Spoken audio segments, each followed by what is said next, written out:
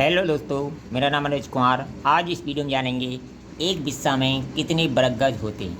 मान लो आपके पास एक बिस्से या दो बिस्से या 5 बिस्से ज़मीन है तो उसमें कितने बरगद होंगे इस वीडियो में जानेंगे। देखिए, इसे जानने के लिए सबसे पहले हमें बीघा जानना जरूरी है। यानी मान लो ये कोई पक्का बीघा है, यानी ये एक बीघा है पक्का। क्या है? एक पक्का बीघा है। तो इसके हिसाब से देखते हैं। तो पक्का बीघा जो होता है वो होता है 225 बाई 225 का। ये क्या है? एक पक्का बीघा है। यानी जब इसका हमने एरिया निकाला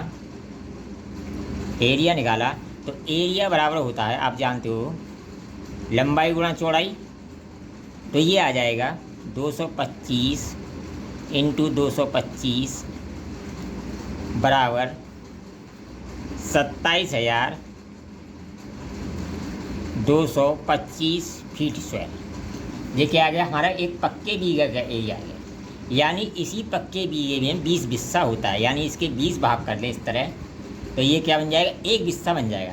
अगर हम इसमें 20 का भाग दे दें तो ये क्या निकल आएगा? एक बिस्से का मान निकल आएगा।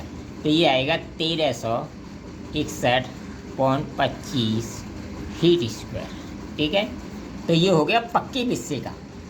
यानी अगर इसको हमें किस में बदलना है? गज में बदलना है। तो देखिए, एक गज बराबर क्या होता है? 3 फीट।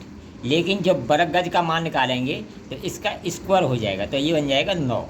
अगर इसमें हम 9 का भाग दे दें तो ये हमारा बिस्सा किस में चेंज हो जाएगा? वर्ग गज में। तो ये आ जाएगा 151.25 वर्ग गज, यानी एक वर्ग गज। तो एक बिस्से में कितनी जमीन होती है? 151.25 वर्ग गज। तो ये तो हो गई पक्के बीघे की बात। मान लो आपको अपने यहाँ का निकालना है।